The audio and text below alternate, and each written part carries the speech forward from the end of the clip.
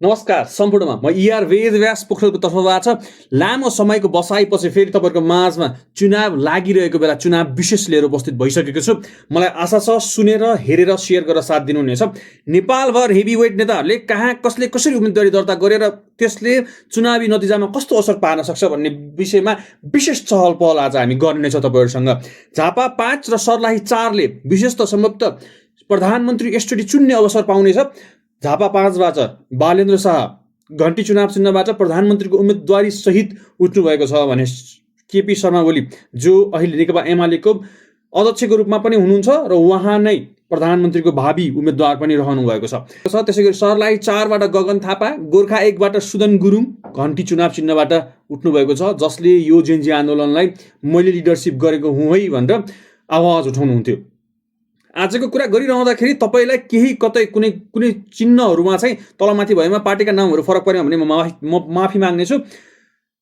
ऋषि धमलाले पनि यसचोटिको लागि रौतहट क्षेत्र नम्बर 4बाट चुनाव लड्ने घोषणा गर्नुभएको छ र उहाँको चुनाव चिन्ह रहेको छ मोबाइल चुनाव चिन्ह रहेको छ। त्यसै गरी 165वटा सिटको लागि यस वर्ष अथवा यस चुनावको लागि 3269 जनाले मनोनयन दर्ता गर्नुभएको छ भने अब लागौँ रूपन्देहीतर्फ। रूपन्देहीबाट विष्णु पौडेलले आफ्नो मनोनयन दर्ता गर्नुभएको छ। मोरङ 3बाट गणेश कार्की रासोपा र सुनिल कुमार शर्मा नेपाली काङ्ग्रेस डाक्टर सुनिल कुमार शर्माको नामले पनि परिचित हुनुहुन्छ उहाँले मनोनयन दर्ता गर्नुभएको छ।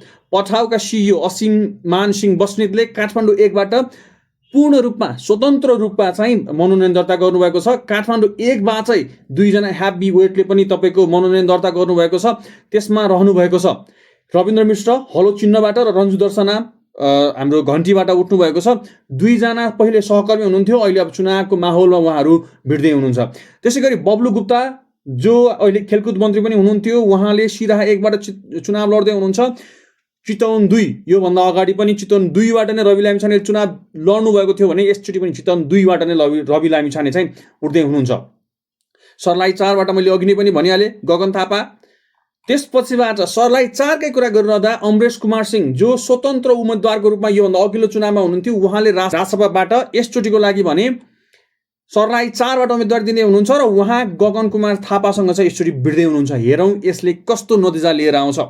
कैलाली 1तिर गइरहँदा हाम्रो पश्चिमतिर गइरहँदा रेशम चौधरीले आफ्नो चुनाव कैलाली 1बाट लड्दै हुनुहुन्छ। त्यसै गरी केपी खनाल जसलाई हामी इन्भाइरोमेन्टल एक्टिभिस्टको रूपमा पनि चिन्छौँ, उहाँले कैलाली 2बाट चुनाव लड्दै हुनुहुन्छ। यसचोटि भने गोर्खा 2बाट बाबुराम भट्टराईले आँखा चुनाव चिन्हबाट लड्दै हुनुहुन्छ। चितवन 3मा यसचोटि भारी तपाईँको ठुला 2टा हेभीवेट नेताहरूको भिडन्त देख्न सक्छौँ। प्रचण्ड पुत्री नेकपा माओवादीबाट हाम्रो रेणु दाहाल र सोभिता गौतम रासोपाबाट पनि चुनाव लड्दै हुनुहुन्छ। रेणु दाहाल भरतपुरको मेयरको रूपमा हुनुहुन्थ्यो, उहाँले राजीनामा दिएर चुनाव लड्दै हुनुहुन्छ।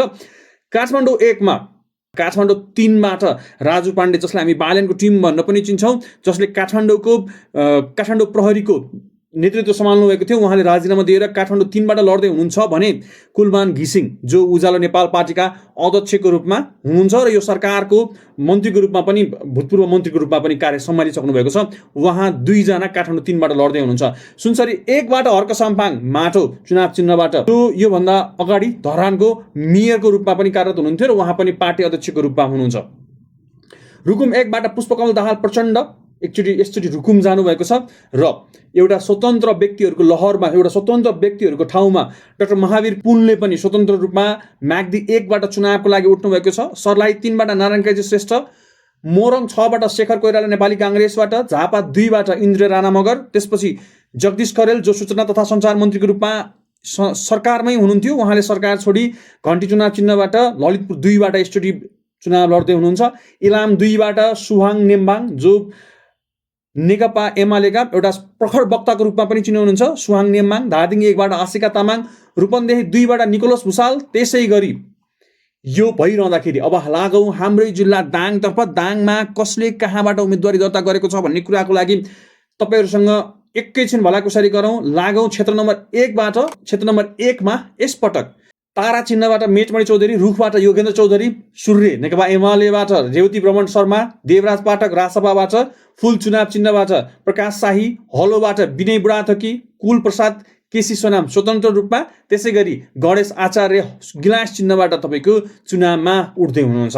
त्यसै गरी अब अगाडि बढौँ क्षेत्र नम्बर 2 तर्फ। क्षेत्र नम्बर 2 मा 23 जनाको उम्मेदवारी परेको छ। क्षेत्र नम्बर 2 मा तपाईँ जाँदाखेरि नेपाली काङ्ग्रेस किरण किशोर घिमिरे, राष्ट्रिय प्रजातन्त्र पार्टी ऋषिकेश पोखरेल, राष्ट्रिय जनमोर्चा मणिराम खनाल, मङ्गोल नेसनल अर्गनाइजेसन अमर बहादुर बुढा, स्वतन्त्र रूपमा धनीराज शर्मा, विष्णु कुमारी भूषाल, विष्णु विक्रम सेन ओली, लालबहादुर खत्री, पदम प्रसाद पाण्डे, कल्पना लामा, बालाराम पौडेल, समीर ओली। त्यसै गरी आम जनता पार्टी एकल चुनाव चिन्ह Krishna Bahadur Sunar, Miteri party Nepal Rekhbahadur Pun Magar, Janata Samajwadi party Nepal Dhundiraj Thapa, national republic Nepal Jitan Pun, Nepali communist party Nirmal Acharya, Pragatishil Loktantrik party प्रतीक अधिकारी, राष्ट्रिय जनमुक्ति पार्टी रविन्द्र उच्च, नेपाली राष्ट्रिय स्वतन्त्र पार्टी विपिन कुमार आचार्य, नेकपा एमालेबाट शङ्कर पोखरेल, गरी नागरिक उन्मुक्ति पार्टीबाट तपाईँको झरेन्द्र बहादुर खत्री, नेपाल मजदुर किसान पार्टीबाट नवीन कुमार शाहीले मनोनयन दर्ता गर्नुभएको छ क्षेत्र नम्बर 2 मा भने। अब क्षेत्र नम्बर 3 मा लागौँ। क्षेत्र नम्बर 3 मा लागिरहँदाखेरि क्षेत्र नम्बर 3 मा पनि तपाईँको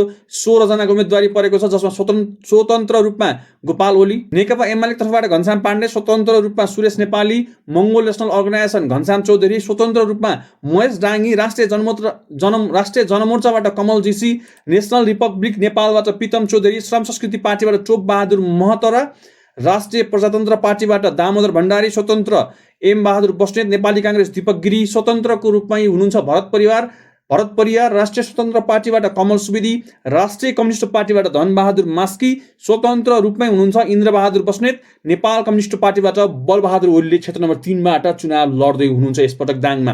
हेरौँ दाङमा कसको पल्ला भारी हुन्छ। योभन्दा अगाडिको चुनावमा केही मिश्रित नतिजा आएको थियो, यो भने यसचोटि भने कस्तो नतिजा आउनेछ हेर्न बाँकी नै छ।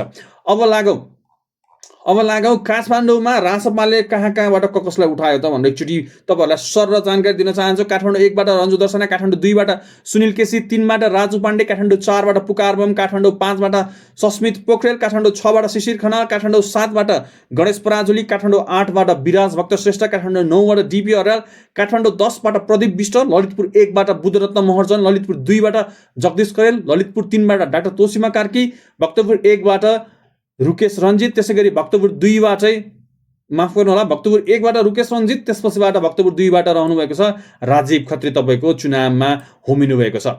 अनि तपाईँलाई अर्को जानकारी पनि गरौँ, भक्तपुर 2 बाटै शोभा पाठक र महेश बस्नेत पनि नेकपा एमाले, शोभा पाठक स्वतन्त्र रूपमा र महेश बस्नेत नेकपा एमालेबाट चुनावमा यसचोटि भिड्दै हुनुहुन्छ, लड्दै हुनुहुन्छ। यो त भयो चुनावको समग्र सरगर्मी। अन्य थप जानकारीको लागि भने मलाई फलो गर्न नबिर्सनु होला। यस भिडियोमा हुन गएको त्रुटिहरूको लागि भने म क्षमा प्रार्थी छु। कृपया त्रुटिलाई त्रुटिको रूपमा लिइदिनु होला। धन्यवाद।